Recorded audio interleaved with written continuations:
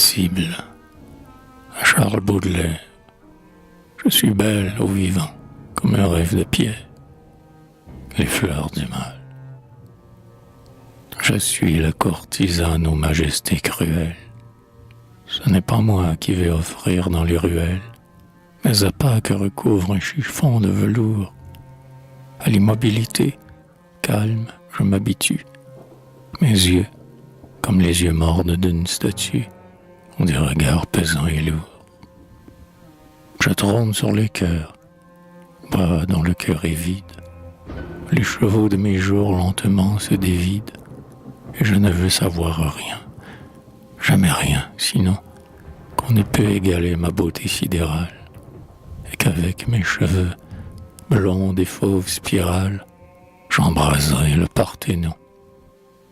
Ce qui soulève seul ma gorge régulière, c'est l'air que je respire, et comme on voit le lierre couvrir le marbre froid de ses plis tortueux, sans que je fasse rien, la pourpre éblouissante se drape d'elle-même, heureuse et frémissante, près de mon corps voluptueux.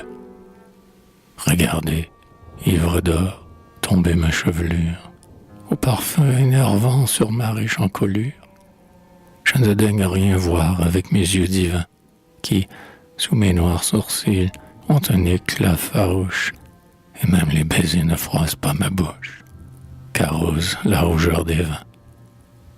Pour activer en vous l'aiguillon qui fustige les désirs effrénés et donne le vertige, je n'ai parlé jamais, jamais je n'ai chanté, comme la pandémie, une ode provocante, car des cris, des fureurs pâlissent aux bacchantes devant la muette beauté. Mais pour dompter les sens, j'ai l'étrange mystère de la ligne du rythme égal que rien n'altère. J'ai mes deux bras croisés qui s'ouvrent quand je veux, et traindre l'idéal sur ma poitrine ferme. J'ai mon buste que nul corset hideux n'enferme, la lumière de mes cheveux. L'orgueil anime seul mes traits inaltérables, mais ils n'ont pas compris, mes amants misérables, ces grandes voluptés, leur charme vainqueur.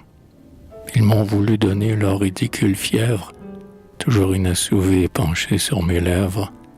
Ils ont questionné mon cœur.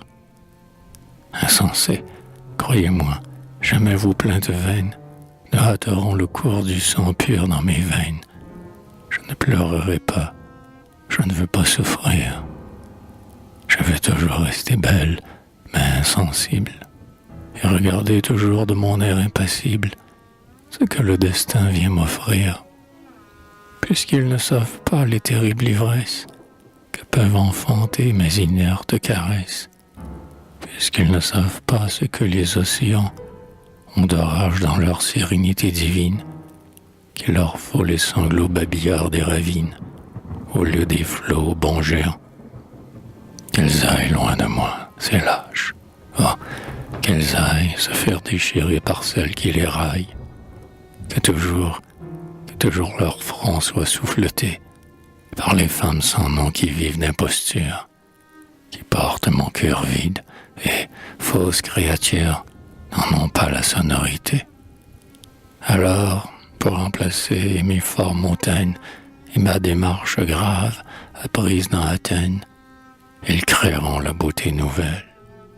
Ils aimeront des filles qui, du moins, auront cela pour elles, qu'elles sauront cacher leurs membres laids et grêles sous les robes qui les suivront. Puis ils inventeront cette grâce féline qui ne peut exister qu'avec la mousseline. Ils aimeront l'étoffe où se perd le contour, de suaves contours que l'harmonie arrête. Oui, mais ils pourront voir grincer la bouche prête aux mensonges de chaque jour.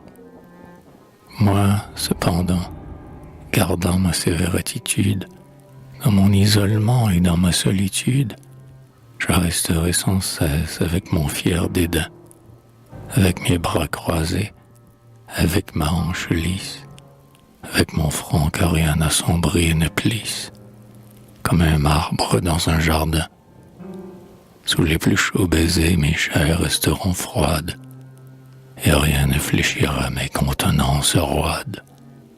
Mes bras seront de neige et ma crinière d'or. Rien jamais ne fondra à cette glace indomptée. Ô mortel, le sculpteur anima Galatée, lorsque les dieux vivaient encore.